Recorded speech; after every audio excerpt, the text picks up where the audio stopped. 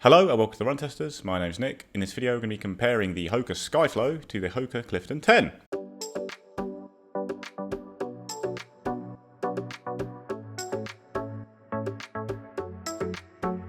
So the Skyflow and the Clifton 10 are both cushioned neutral daily trainers within the Hoka range that have quite a lot of similar properties. They almost both sit together in between two other shoes in the Hoka range, with the Hoka Max 6 being a more lightweight, speed-focused daily trainer, and then the Bondi 9 being the all-out max cushioned, more recovery shoe in the range, which is a little bit more expensive as well. But actually there's a lot of similarities between all those shoes, but these two in particular are quite close, both in terms of price, stack height, everything really, but there are some differences in both the geometry and the foams in the shoes. The Skyflow is a slightly more expensive shoe. It's £150 or $160. The Clifton is $150 and I think it'll be £140 when it launches this month. They are exactly the same weight in my UK size 9 and they're both 285 grams or 10 ounces. Then with the Clifton 10 you have an 8mm drop from heel to toe, whereas the Skyflow is Hoka's more traditional 5mm drop.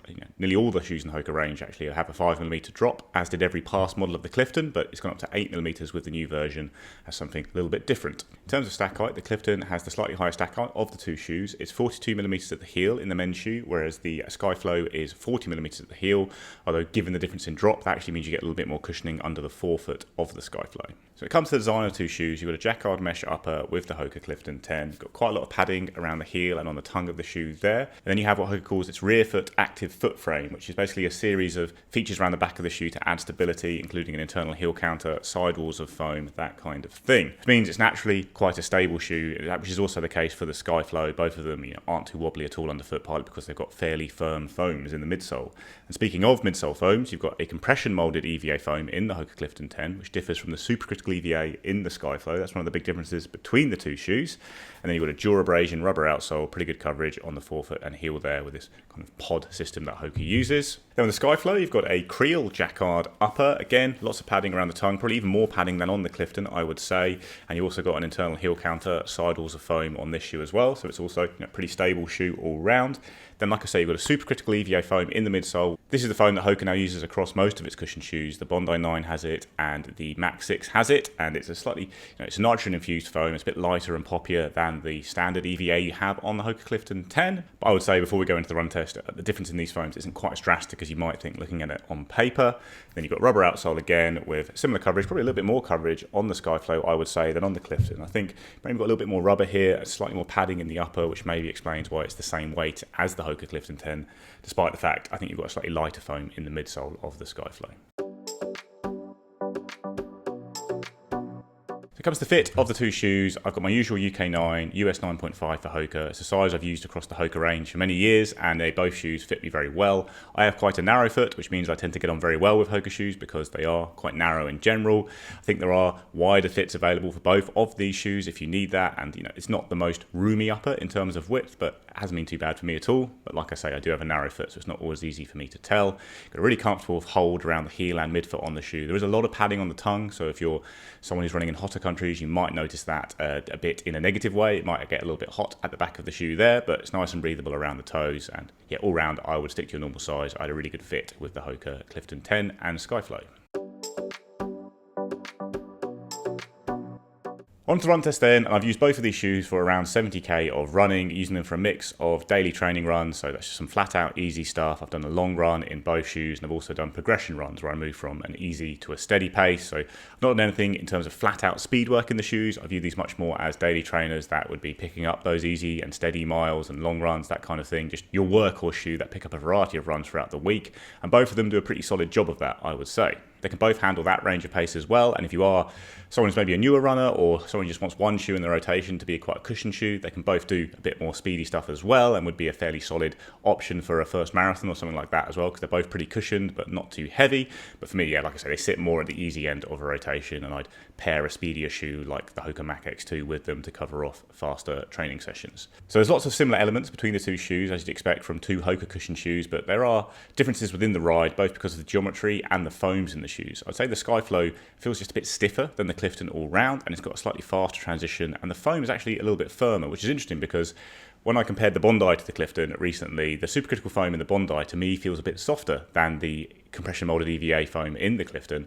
But then when it comes to Skyflow versus the Clifton, I feel like the Skyflow is a slightly firmer shoe, and that might just be because it's a little bit stiffer all round as well. Both of the shoes are pretty smooth, I'd say, in how they roll from heel to toe. I don't think there's a big difference in that feel for geometry as a heel striker, despite the fact that Clifton has that slightly higher heel stack height you have here. So it's quite a big move from Hoka to move away from 5mm to 8mm with a shoe as popular as the Clifton, but there are still lots of 5mm shoes in its range, including the Skyflow. And like I say, on the run, I didn't notice a massive difference when I was using both shoes at the same time or using them individually. Both have that familiar Hoka feel of rolling from heel to toe nice and smoothly. Like, neither foam really necessarily feels the most energetic and lively underfoot, but that rocker does work really well, and it does mean they are fairly versatile shoes for cushion shoes. Like I said, I did do a short run in both shoes at the same time. And when I did that, I could feel the stiffness of the Skyflow compared to the Clifton. And in fact, the Clifton just feels a little bit almost squishier at the heel when you're landing there. It's a little bit more relaxed, a little bit softer. Skyflow is stiffer, a fast transition onto the toes, and you do get a little bit more pop from that supercritical foam off the toes as well. Like, it's not like night and day, the difference here, but you are getting a slightly more energetic ride, I think, from the Skyflow if you're looking at faster runs, and the turnover is a bit faster as well, which is something I tend to notice quite a lot. I'm a high cadence runner. I really like a shoe that turns over quickly, and the stiffness in the Skyflow does suit that very well, whereas the Clifton just has that slightly more relaxed feel, a bit more cushioned maybe, a little bit more flexible, maybe gears it a little bit more towards easy running, even though I do think they're pretty similar in how versatile they are. So yeah, after running in both shoes quite a lot and running in both shoes at the same time, I wouldn't say the differences are drastic here, but there is a difference in the ride feel. And even though I think they probably would fulfill the same role for most runners within a rotation, it might come down to a little bit of a preference in ride feel in how you pick between them. Skyflow's got that little bit more snappy turnover, a little bit more zing off the toes, whereas the Clifton's a little bit more relaxed, a little bit more cushioned, has that slightly higher stack as well. On to the verdict then, and like I said, these are two shoes with lots of similarities. They're very close in price as well. The Skyflow is a little bit more expensive. I probably wouldn't let that be the determining factor if it is only £10 or $10. It might just be more what you prefer in terms of ride feel. It would be a great one with these shoes to try and test them out in a running shop if you could, and really compare the differences in ride feel you have here, because I do think in terms of performance and price they're quite similar, but there is a slight difference in how they feel, and that might make them more or less suitable for you depending on what you prefer. I personally like the snappier ride of the Skyflow myself. I think it just turns through a bit faster. I like that slightly stiffer ride you have here. It makes the shoe a bit more versatile, but doesn't for me really take away its performance on easy runs. I still think it's a nice, comfortable, cushioned shoe. But those who are looking for a softer experience and generally just want more protection and cushiness underfoot, just a really a protective shoe that's very comfortable, I think the Clifton 10 probably does that a little bit better.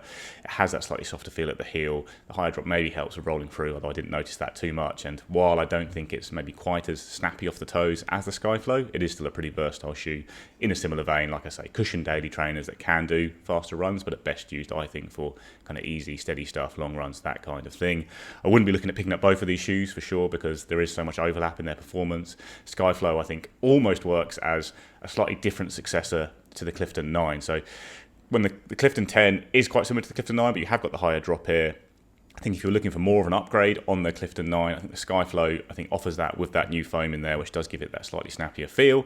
But then you lose some of the relaxed comfort of the Clifton 9 with that, which you get with the Clifton 10. So yeah, there's lots of different factors to choose here. There's loads of Hoka shoes going on right now. I think the Max 6 is still my favourite of all of them because I like slightly more lightweight shoes. But these are both really good options. I think that will suit lots of different runners. Like I say, it just comes down to what you might be looking for in terms of that ride feel. The slightly snappier and firmer and stiffer Skyflow, or the just more relaxed Hoka Clifton 10.